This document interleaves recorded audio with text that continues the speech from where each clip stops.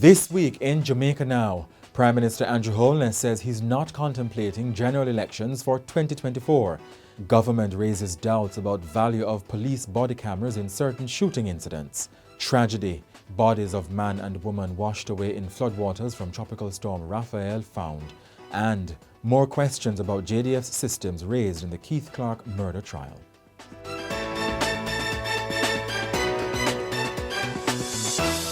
I'm Jovan Johnson and this is Jamaica Now. As at now, there's no contemplation of an election this side of the year. Prime Minister Andrew Holness says there is no contemplation of a general election before the end of the year.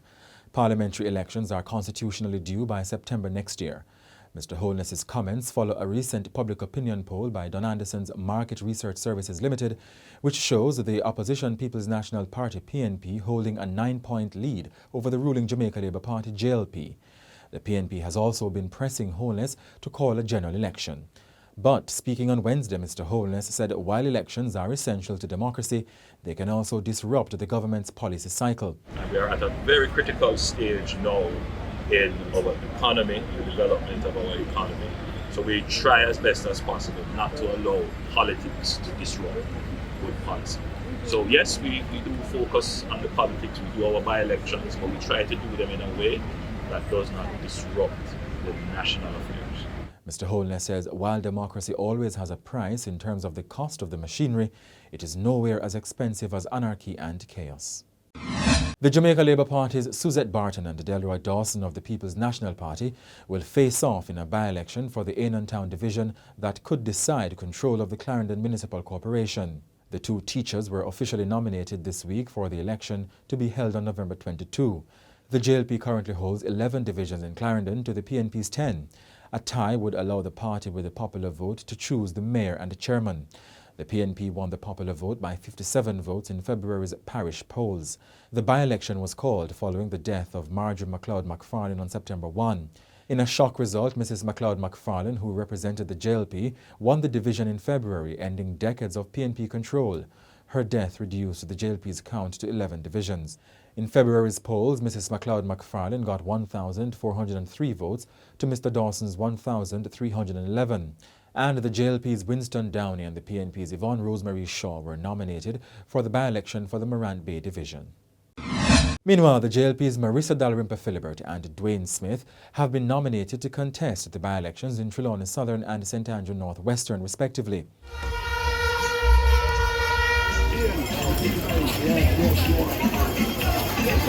Mr. Smith said it was now his time. Labour rights, it has been a long time in coming in North-Western Canada. Labour rights, I just said, it's my time now. And I'm very prepared for the job. I thank you for your unwavering support over all these many years. Labour rights, a lot of work has been done in North-West in the last couple of years.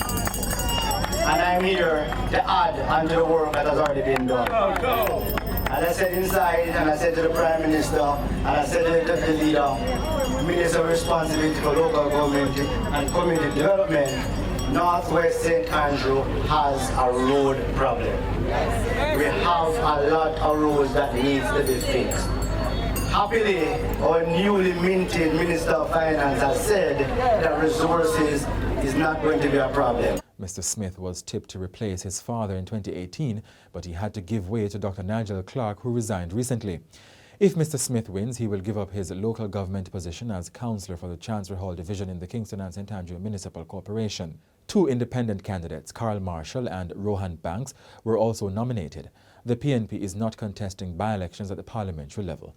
The elections are all set for November 22. Preliminary figures indicate that the damage caused by Tropical Storm Rafael could range between $500 million and $1 billion. The storm passed near Jamaica between Tuesday and Wednesday. Prime Minister Andrew Holness says the amount will be refined. He says the government has a multi-layered disaster risk response mechanism and that a $5 billion contingency fund will cover Rafael's cost. Meanwhile, Works Minister Robert Morgan said that the damage was not very significant. He said there were 15 blocked roads, 10 flooded roadways and some roads with minor damage. Landslides and flooding were reported in dozens of areas, including in Old Troja and Glengoff in St. Catherine, and Cedar Valley, Trinityville and Bath in St. Thomas. And the police on Thursday retrieved the bodies of 2 people who were swept away in a vehicle on Tuesday afternoon during heavy rain in Worthy Park, St. Catherine. The victims have been identified as Junior Gooden and Terika Green. The bodies were removed from the pickup with the assistance of a wrecker. A gun was on the rear seat of the vehicle. And the Jamaica Public Service said up to 30,000 of its 692,000 customers lost power due to the storm.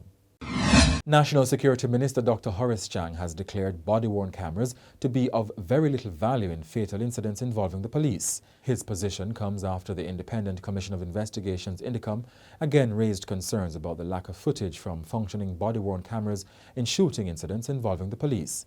In its second quarterly report for 2024, INDECOM said in the 252 shooting incidents this year, no body-worn camera was activated. But on Wednesday, Dr. Chang raised doubts about the use of the cameras. The primary benefit of cameras is in public order.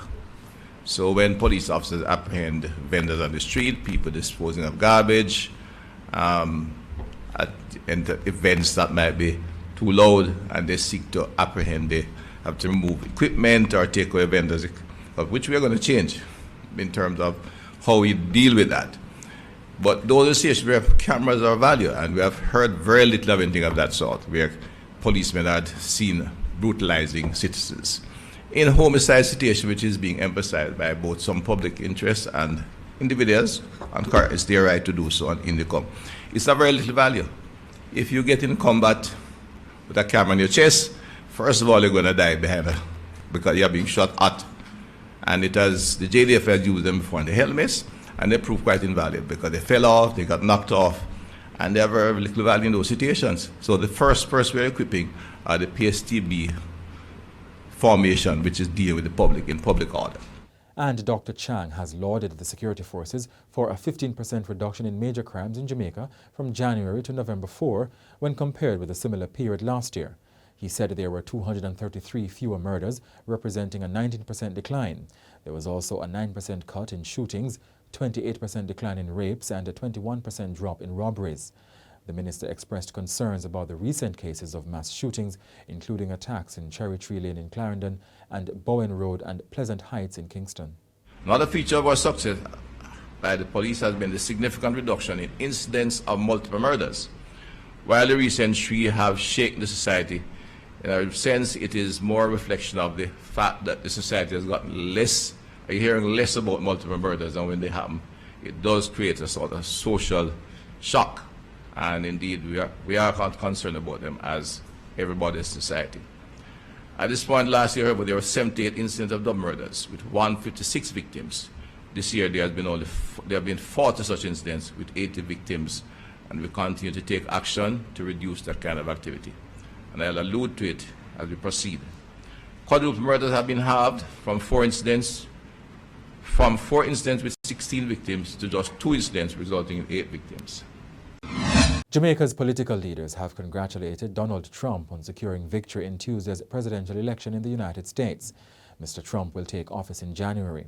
Prime Minister Andrew Holness said Jamaica remains committed to strengthening what he calls the close and enduring partnership with the U.S. Opposition leader Mark Golding said he was also looking forward to strong relations and collaboration between Jamaica and the United States. Terence Williams, former commissioner of the Independent Commission of Investigations (INDECOM), has testified that when he left the post in 2020, the nearly 10-year-old request for the Jamaica Defence Force JDF to turn over firearms and ammunition logbooks for May 2010 for the Keith Clarke case had still not been acted on. Mr. Williams, who was the final witness for the prosecution in the murder trial, testified this week that he requested the books in December 2010, 2 months after INDECOM commenced an investigation into the May 2010 murder of the 64-year-old accountant. Mr. Williams said he wanted to have the books taken out of circulation so that they could be available as exhibits if the matter went to court and would be the primary source of proving the issuing of the firearm and ammunition. However, an officer from the JDF, Captain Kevin White, who's second in command at the Special Activities Regiment Unit, recently testified that the logbook for May 2010 cannot be located. Mr. White, however, disclosed that he had been able to locate a series of dispatch books covering the period from early 2004 to early 2010 and those covering the period 2016 to 2020. The officer also said he was not given an explanation for why the documents were missing. Businessman Keith Clarke was shot 25 times in his master bedroom at his home in St. Andrew during a police military operation to apprehend then-fugitive Christopher Dudas Coke. Lance Corporals Greg Tingling and Odell Buckley and Private Arnold Henry are on trial for murder. And that's it for this edition of Jamaica Now, your weekly review of the big news stories. Send us your comments at onlinefeedback@gleanerjm.com. Follow us on X, formerly Twitter, and Instagram at Jamaica Gleaner, and on Facebook at Gleaner Jamaica. Like this video on our YouTube page, turn on a notification, and subscribe today. I'm Jovan Johnson, and before we go, scenes from across Jamaica on the impact of Tropical Storm Rafael, which passed near the island this week.